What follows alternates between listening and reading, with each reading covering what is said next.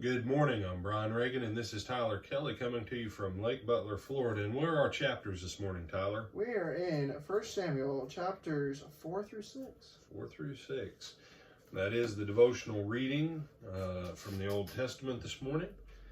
And this is a interesting period of time because this is the capturing of the Ark of the Covenant. And I'll let Tyler talk a little bit about what he finds amusing in chapter 5. But as you look over chapter 4, there are a couple things that I would ask you to consider. True or false, Israel was God's chosen people and his specific chosen nation on the earth at that time. True. That would be true. The Ark of the Covenant was ordered and ordained by God for pure and true worship. True or false? The Ark itself? Could they have true worship without the Ark? No. Could they have the Day of Atonement without the Ark? No.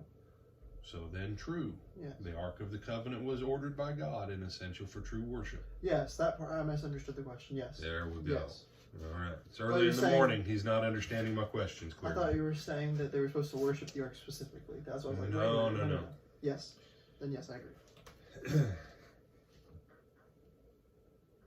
God, true or false, God allowed his ark to be captured by the enemies of his people and for his people to not be left with a way to worship him in truth.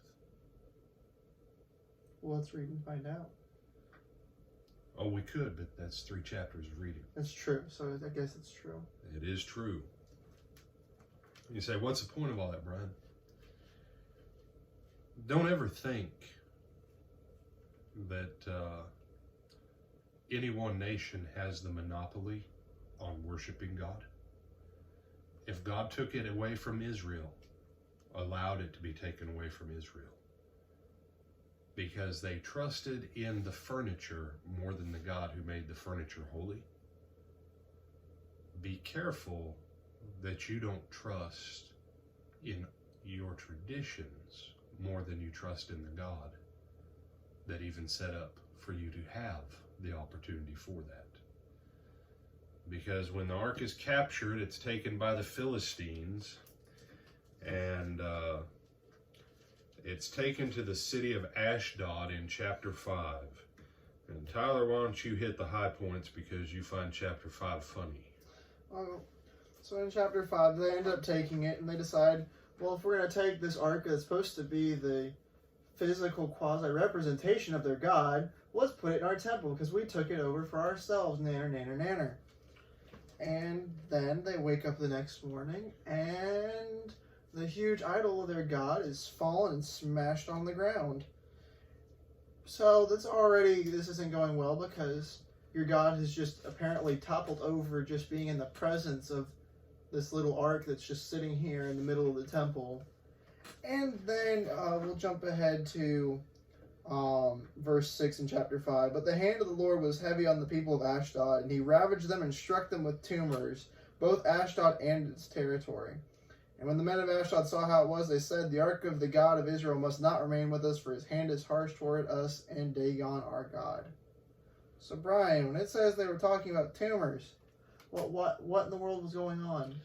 Well, Tyler, I'm glad you asked, because the word tumors there is the attempt at modern Bible translators to make it sound nice.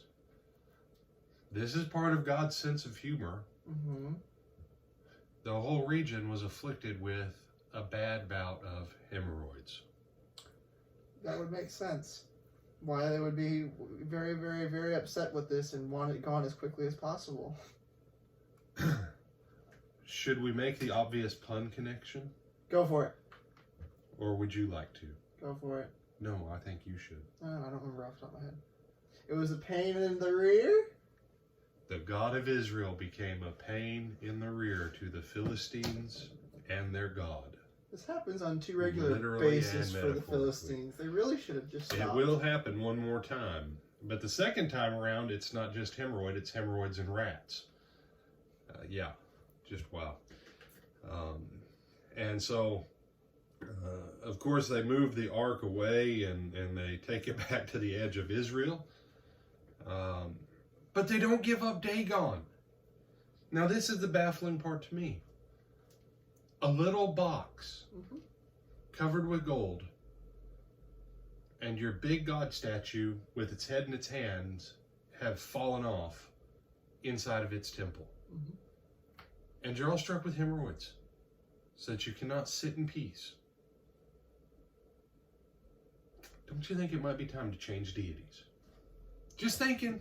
Let's pick a different one. If you're not going to do what you're supposed to do and turn to the only true God, at least turn to a stinking God that's not as sissy and weak as yours, that literally just topples over in his own temple. I mean, good grief. And loses his head in his hands. And loses his head in his hands. So he can't work and his head's come off. That's right.